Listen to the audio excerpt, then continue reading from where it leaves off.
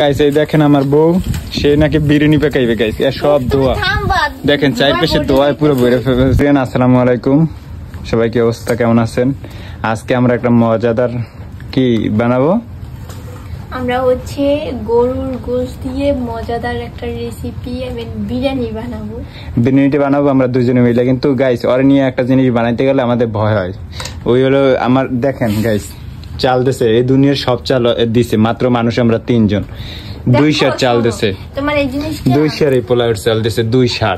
কেন জানেন গাইস, ওর না চৌক আসলে কি জানেন একটু বড়, এমনি অল্পতে আর চোখ ভরে না। আমার মায়ের মতো না, এটা তো বলবো না, আমি তো এরকম না, আমি এরকম ছেলে না, আমি কেউ মিন করে কথা বলি না। গাইস 2 সার চাল 3 জন মানুষের জন্য, আমরা 3 জন মানুষ। হ্যাঁ, তো দুপুর বেলা সবাই একটু পেট ভরেই খায়, দুপুরে খিদে লাগে এই তারপর হচ্ছে দুপুরের শেষ, তারপর রাত্রে আবার রাত্রেও খাবা, তাই রাত্রে আবার খাই, তারপর আবার সকালবেলা। দেখেন গাইস আমি বলছি যেটা ভুল, সকালবেলা আমি কি বিরিয়ানি রান্না করার পর কষ্ট করে আবার ভাত তরকারি রান্না করবো?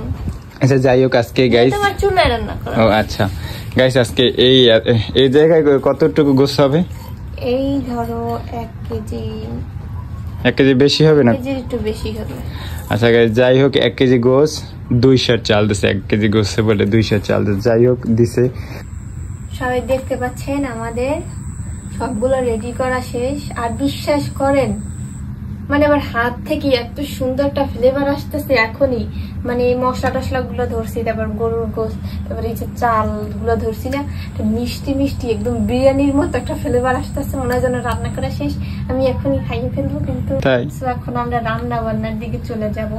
গাইস এই দেখেন আমার বউ সে নাকি বিরিয়ানি পাকাইবে গাইস এর সব দোয়া দেখেন চারপাশে দোয়ায় পুরো ভরে ফেলেছে। তুমি এগুলো কি বিরিয়ানি পাকাও? তুমি তো বিরিয়ানি পাকাতে না। দেখেন গাইস এই যে লাকড়ি আছে না, লাকড়ি সব ভরে ফেলছে। আরে গাইস আজকে আমি বলছিলাম গ্যাসের চুলায় রান্না করতে, কয় কি গ্যাসের চুলায় রান্না করলে নাকি বেশি সাদা না আমাদের। হ্যাঁ তা ঠিক, কিন্তু এখন আমাদের ইনকাম নাই। এখন গ্যাস যদি আমরা সব শেষ করি তাইলে আনবে কে? তুমি। ও তাও ঠিক। গাইস এই দেখছেন দোয়ায় পুরো ভরে ফেলছে। আর গাইস আজকে বিরিয়ানিটা কিন্তু দেখে যাবেন সবাই কিরকম হয়। গাইস এই দেখেন আমার বউ কি সুন্দর করে রাঁধতে আসছে, এখন গোশতটা দিয়ে দিবে। বিরিয়ানি পাকাইবো, আসলে গ্রামের মানুষ যেরকম বিরিয়ানি সহজ উপায় পাকায়। ফালাই দিছ? এই দেখেন আসলে কি বলবো, বউ মানুষ পাকায়, এখন কিছু বলতে পারি না। যা রান্না করবো চুপচাপ খালি খাবা। তাই দেখছেন গাইস, এইটা বুঝে না আমার ছেড়ে দিয়ে দিল। আমাদের এখন গোশতটা প্রায় রান্না করা শেষ, এখন হচ্ছে আমরা উঠেই রাখবো, কারণ চালটাও ভাজা লাগবে, এই জন্য এখন একটু উঠানোর পালা। আপনারা কেউ ভয় পাইয়েন না, আমি আবার উঠে পারি। গোশতটা দেখো ভাজা ভাজা রান্না করছি। ও তাই, আচ্ছা ভাজা ডাইলে ফেলো। ফাইনালি আমাদের বিরিয়ানিটা বসানো একদম সম্পূর্ণভাবে শেষ। সম্পূর্ণটা আমরা দেখাইতে পারি না, কারণ আগুনের তাপ অনেক বেশি ছিল, এই জন্য পুড়ে যাইতো, এই জন্য হচ্ছে সবগুলো রেডি করে আপনাদের সামনে প্রেজেন্ট করতেছি। আমরা কোনো রেসিপি দিতেছি না, কিন্তু জাস্ট মজার জিনিসগুলো আপনাদের উপভোগ করাইতেছি। তো দেখেন আজকে কালারটা যা হবে না পুরো। আজকে দেখি যে আমরা সাদা বিরিয়ানি পাকাইতে চাইছি এর জন্য। ও আচ্ছা যাই হোক, দেখা যাক আজকে কি রকম হয়।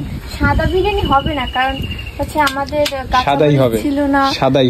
আমাদের ফাইনালি বিরিয়ানি পাকানো শেষ, এই হলো বিরিয়ানির কালার। দেখেন গাইস কেমন হয়েছে, আপনারা সবাই কমেন্ট করেন। আমার মারিয়া বানাইছে না।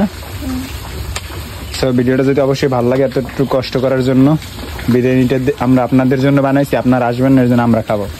তাহলে একটা লাইক কমেন্ট শেয়ার আর ইউটিউব হলে সাবস্ক্রাইব করে দেবেন। টাটা।